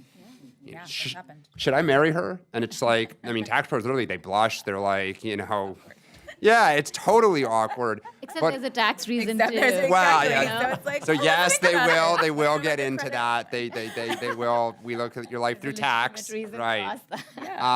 But it is a really, I think, so much work would need to go into outside of season. Yeah. So Justin, just give me the 1 minute science. I know really quick, and I'm going to say, yeah, I do incentivize people to come and save for sure. And I am that person that's going to throw 15 brochures at you. I don't care. We really want to capitalize on the moment that we have people in front of us, and we're going to talk to them about savings. I don't care if you don't want to hear it. That's totally fine. But I want you to know, because as Dan said, we essentially do function as financial advisors for a lot of these folks. No one else is going to talk to them about their money, and so it's really important for us to be talking to them about these different savings opportunities. And my favorite stories about this is not when people say, yeah, I want to do this right now, because we totally understand. There's whole science about how you got to talk to people about it, right? But I love it when people come back the next year, because we do see returning clients. A big percentage of the folks that we see coming to us every single year is when they say, I want to buy a savings bond this year. I couldn't do it last year, but somebody talked to me about it. Right now, it's got great savings rate return, bigger than any savings account you've got. And I want to buy a savings bond this year. I couldn't do it last year, I couldn't do it the year before, but this year I can do it. And it's all because somebody talked to me about it. And if you don't talk to folks about it, they're not going to know. And so we pride ourselves at our sites to talk to people about savings and incentivize. We've got bells, we've got whistles, everything. If you decide to save $50, we are throwing you a party. So because it's just the nature of the folks that we deal with. We have to talk to them about it. And so I'm just going to leave that there. I think the evidence from the research is actually more optimistic. I mean, it does turn out that people use their lump sum EITC payments for big ticket items like cars or savings, or, if they're planning to move, or tuition payments. So, I think. Yeah, I think that's one of the reasons why when they had the opportunity to take the advanced EITC, it wasn't a very successful program, because people like the fact that they're forced to save and get that, $2,000 check at the end of the year, and that they can use to do a lump sum buy or something big. So I think people are smart, and I think education matters and financial literacy matters. But I think at least the evidence that we have so far suggests that people are using it for the right reasons. Yeah. I think just to add to that, I think, we've talked a bit about the sort of the contrasting experiences people have and the research. Some people really, really like that lump sum, yet you will have other research that shows that people are really cash trapped leading up to that tax time, and say they would appreciate having emergency savings at that point and would use a vehicle like an emergency savings fund. So I think one of the things, my way of squaring that circle is that people's lives are different and complicated and change. So any proposal in this area has to take that into account, that what is good for one family might not be good for another, and to give that flexibility and that option to change their minds over time as their circumstances change. So I think that's one of the things that I really appreciated about the Rainy Day Fund that you worked on, that it had that flexibility as part of the core goal. The other part that is really important, and we talked about it a bit before, is that low-income and moderate-income individuals are very risk-averse of taking a financial hit. So again, another part of that proposal that I liked was that there was no risk of anyone having to pay back an amount. And so in terms of when I look at proposals in this area, those are the two main things that I look for: that flexibility, and that you're not creating a risk for someone of having to pay back a match or whatever else it was. So I appreciate that. The other thing I just wanted to mention, the MyRA came up. That's no longer. So that's another area in which there was a sort of a promising pilot where we could at least have learned some things about how people responded to that over time. This was the last administration set up a flexible savings account that was low risk, that people could access independent of an employer. This administration has said that they're not going to continue that. I think we could have learned some things about that over time if we'd persisted a little bit, but again, an area where we're making steps backwards. Sorry, I know we're wrapped for time, but I would be negligent if I didn't say that the H&R Block's philanthropic activity, our main, is financial literacy. And we sponsor high school competitions all over the country to teach people the basics of managing a budget, recognizing that you'll have immigrants who run the finances for the whole family. And we give scholarship money for it to the winners. The CEO flies around, literally hands out the checks. But that is our philanthropic effort, and has been for years, is financial literacy. Yeah. No, thank you all. So before I'll ask the panel one final question, then we'll go to you all for your questions. But just as a wrap up, this can be a choose your own adventure question, and/or and just any general final thoughts you want to share, and/or where do you see things being a year from now for low-income families? Like, not that since this is such an easy time to predict what's ahead in the year ahead, but but as far as impact on actual low-income families, positives or negatives or issues that you're looking out for in the year ahead, of the many that we haven't already covered, where do you think things will land? Or if you just want to do any final thoughts, you could do that as well. But then we'll go to everyone else's questions after that. I'll just repeat my thanks again to VITA volunteers, to people that are on the ground making sure that people can access these credits, that are doing preparation that's responsible and well-informed. I think that's a huge part of what low-income people's experience over the next year is going to be. So thanks for the season. Thanks in advance. I know many of you working deeply in this area, so thank you. Yeah, I would just say, I think there is a lot of uncertainty. I do think on net, a lot of families, at least in the very short run, might see some larger after-tax paychecks coming in. There's always the worry about, if you're a very large family and the standard deduction has only double and the personal exemptions are gone, maybe, you might see a slight hit to your tax bill.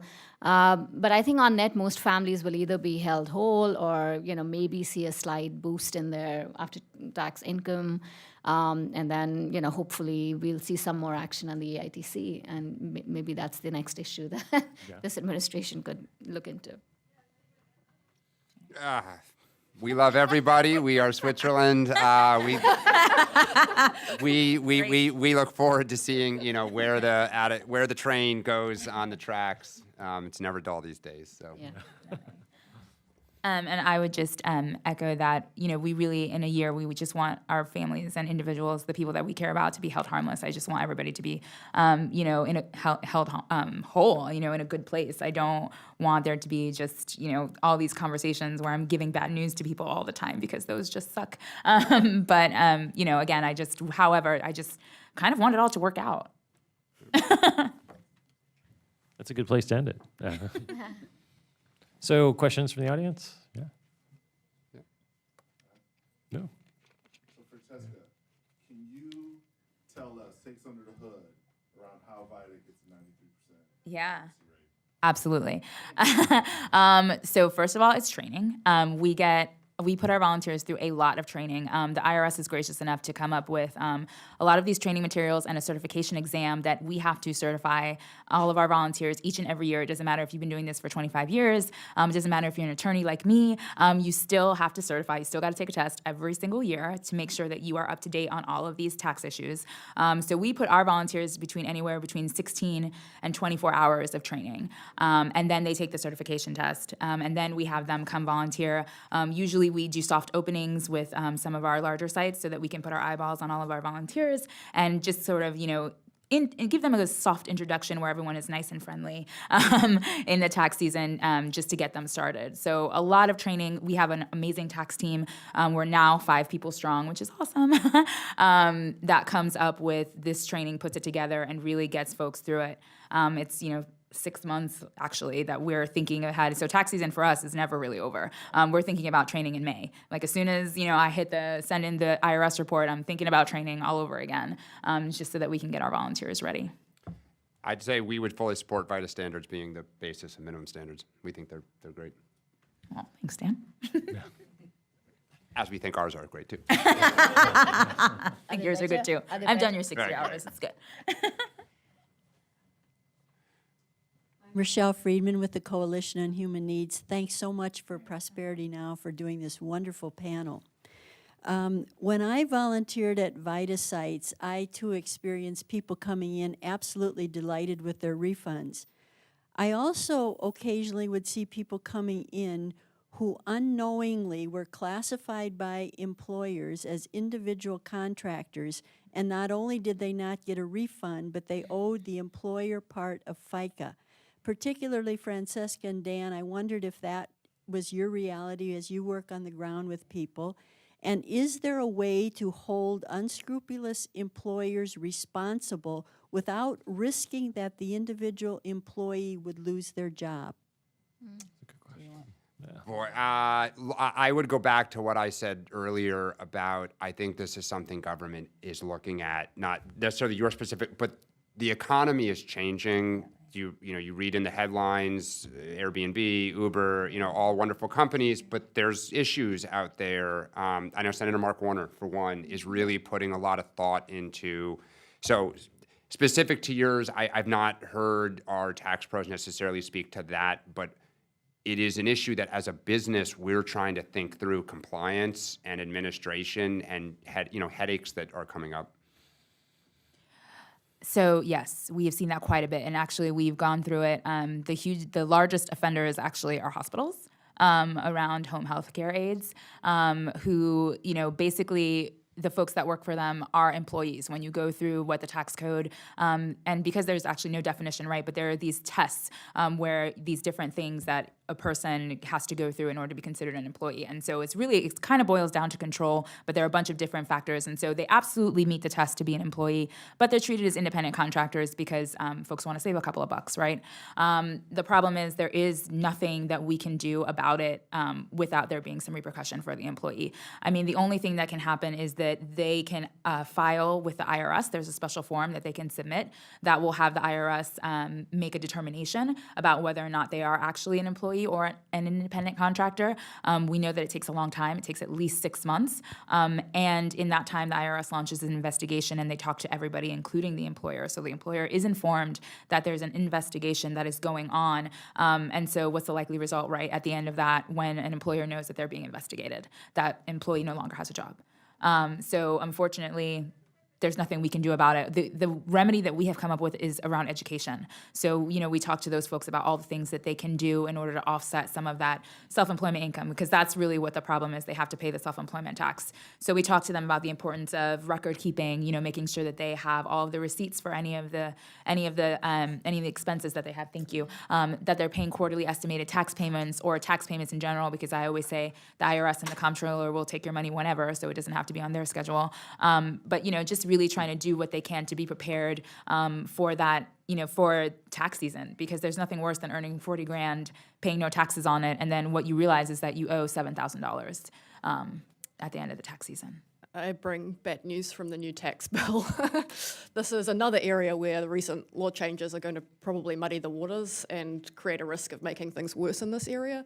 There's a new gigantic tax avoidance opportunity around the so-called pass-through deduction, which creates a big incentive for high-income filers in particular to set themselves up as independent contractors or businesses in order to claim a tax break on their salary and wages.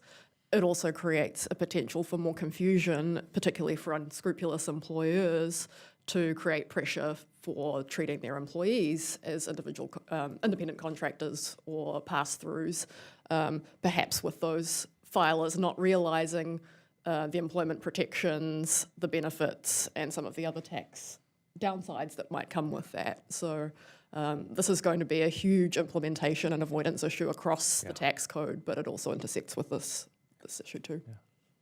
Yeah, I think especially it may not seem like an issue that would affect low-income workers, and this is where the uncertainty comes in, and you can file this under don't do tax reform in 5 weeks, but you look at enough higher income employees who take the pass-through, that obviously has implications for benefits, health insurance, retirement, others for them personally, but if enough people opt out of the system, the way health insurance is shared risk pooling, even though there are some members of Congress who don't realize that sometimes, but it's shared risk pooling, and when you pull people out of that, the costs are going to go up, obviously. So that could have an indirect effect. It's one of those areas that we don't know as far as retirement plan participations, health insurance, a lot of other important benefits. So it's something that we could be talking about in a year or two or further down the road as being a big problem. Yeah. Thank you. Hi, and Julie Kirksick from Community Advocates Public Policy Institute in Wisconsin.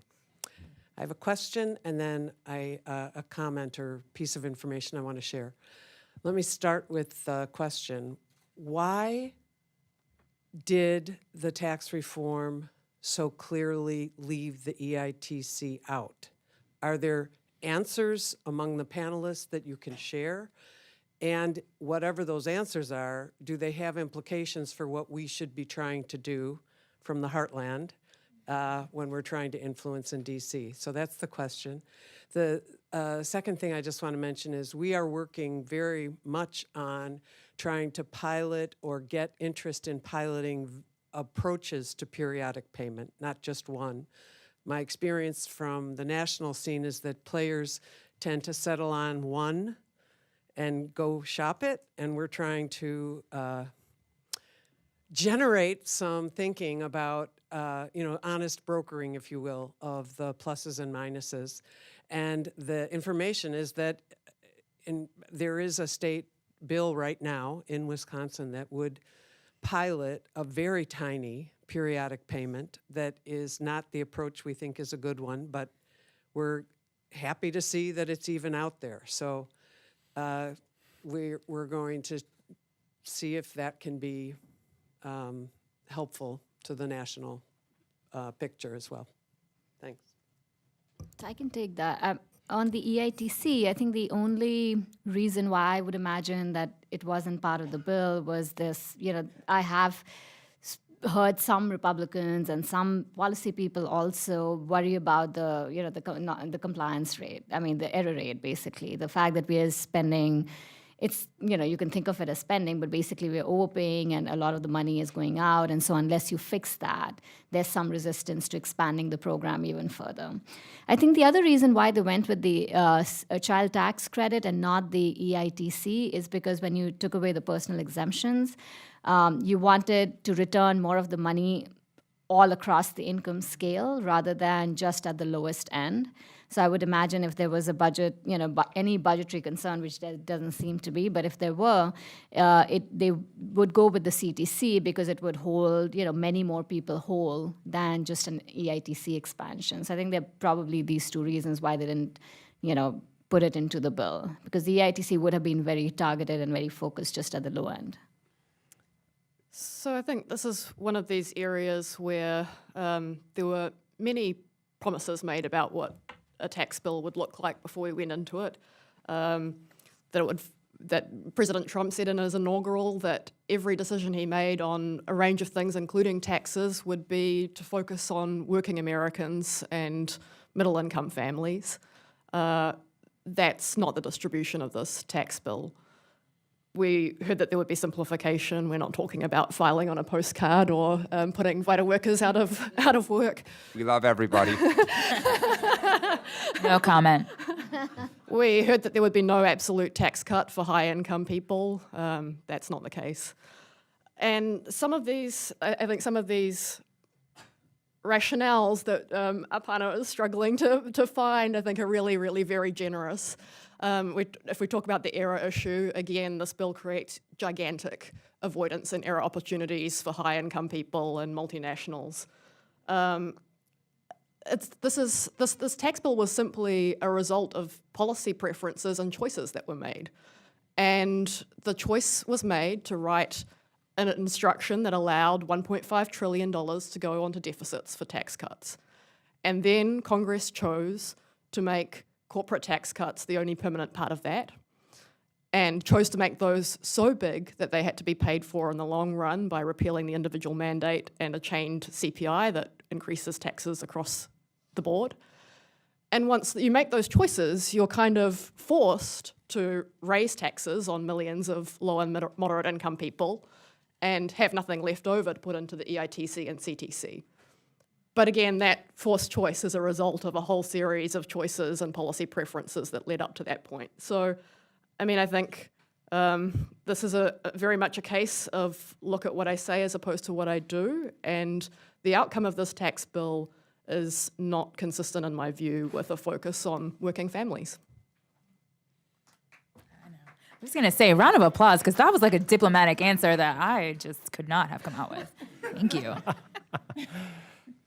Yeah, the only thing I would add is just, one thing that we haven't talked about in depth is, the earned income tax credit is it's been around for a long time, and it's incredibly bipartisan history, right? President Reagan expanded it. It was started by President Nixon, I believe, as an alternative to a negative income tax.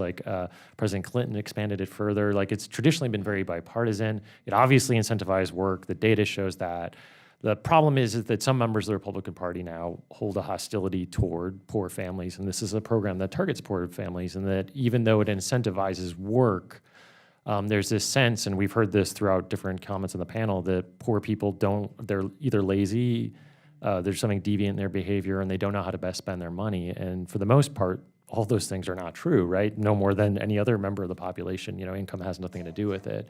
And then when you trust people and you give them access to income and you incentivize work, these are all positive things, and people can get ahead. And this is next week. Many of you probably are familiar with Prosperity Now.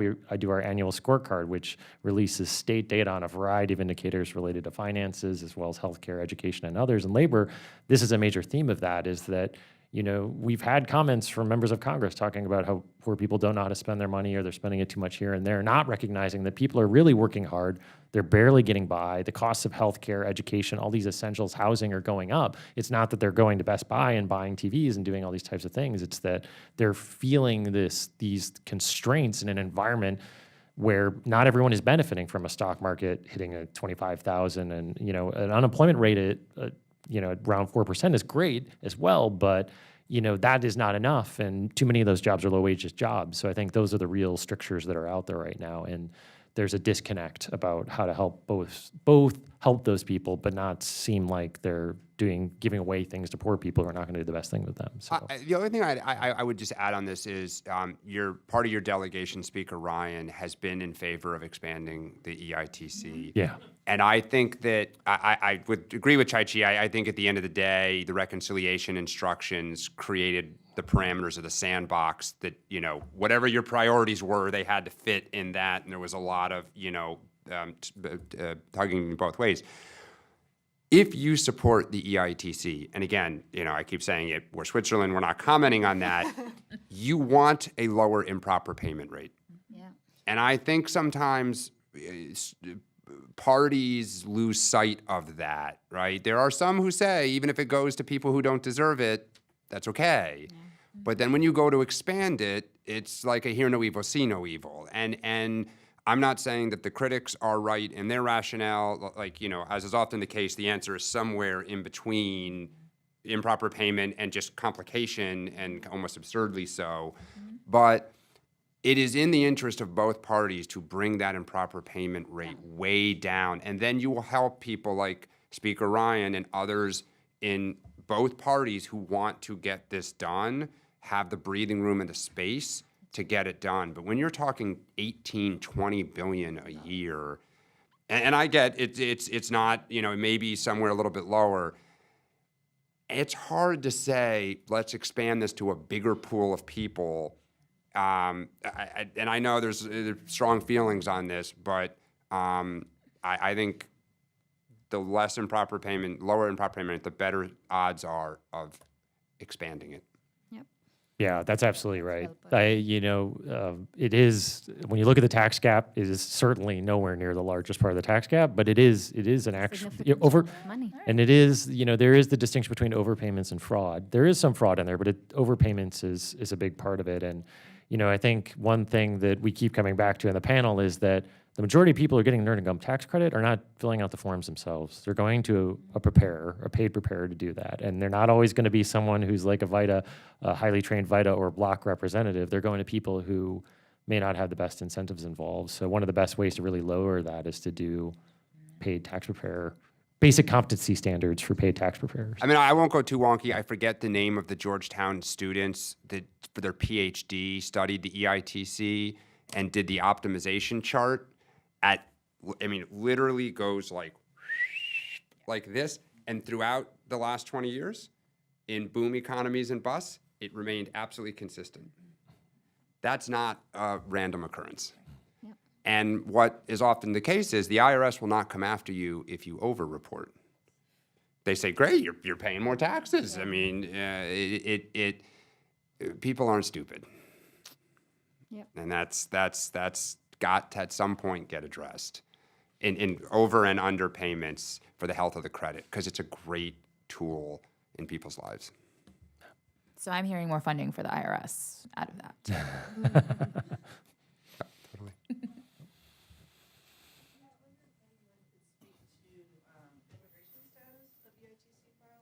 And whether there are any efforts, immigration status of EITC filers, and whether there are any efforts to expand that. So you need a social security number to claim the ITC. Unlike with the CTC, you used to be able to have an ITIN to be a legal immigrant to claim the CTC. Unfortunately, as Chai Cheng pointed out earlier, that is no longer the case, given the new tax law was one of the negative changes to the child tax credit.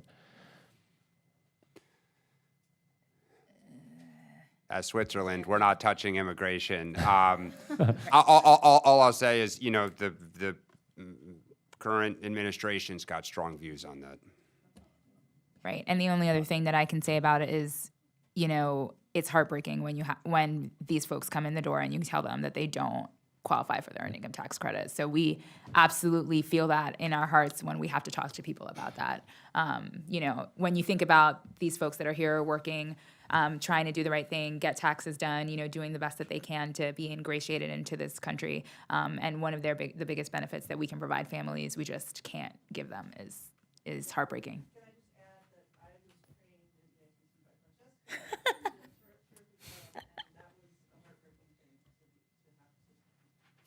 Thank you. I mean, it's counterproductive in terms of, both poverty and hardship for those families. It's also counterproductive in terms of long-run tax code compliance. You want people in the tax system. You want them filing from a perspective of good tax compliance.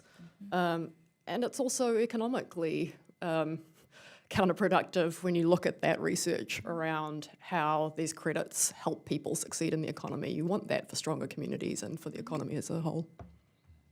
So one last quick question, and then we'll go to Jeremy to wrap.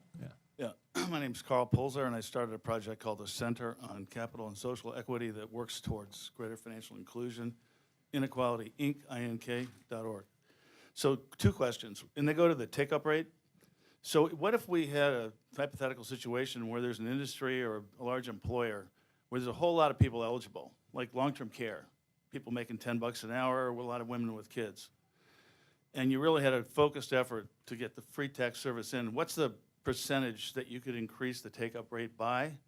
And the second one's kind of a search for an honorable industry or not a dishonorable one, as we heard before, or large employer. I know some smaller ones.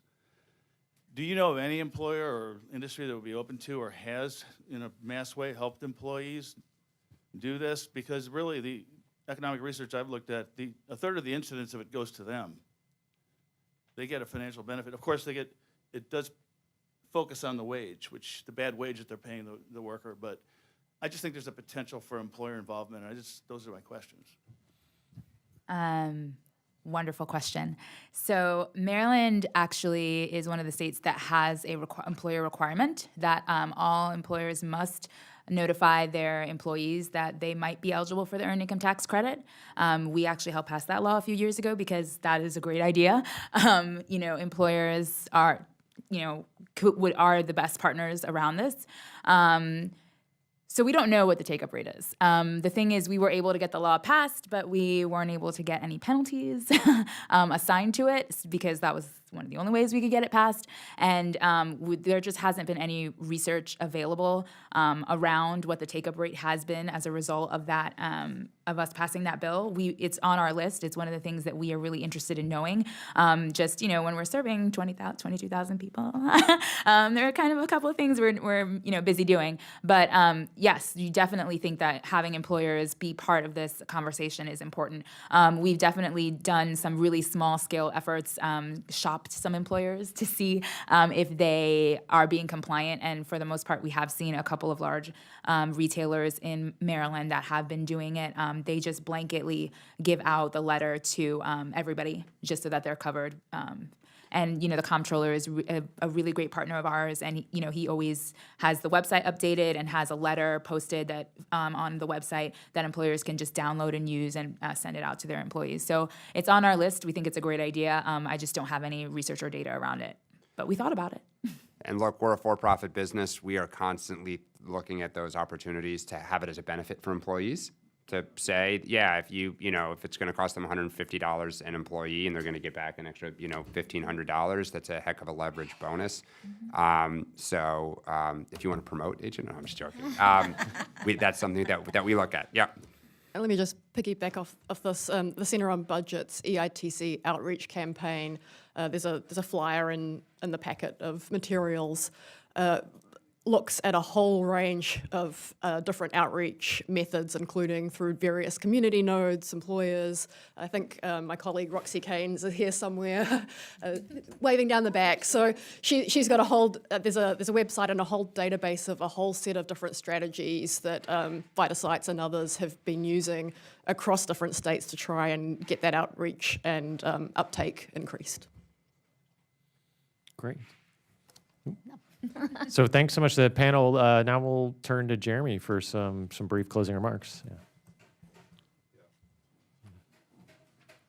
Well, first, I want to thank Chai-Ching, Dan, Francesca, Aparna, David. Please, let's give them a round of applause for this really great panel.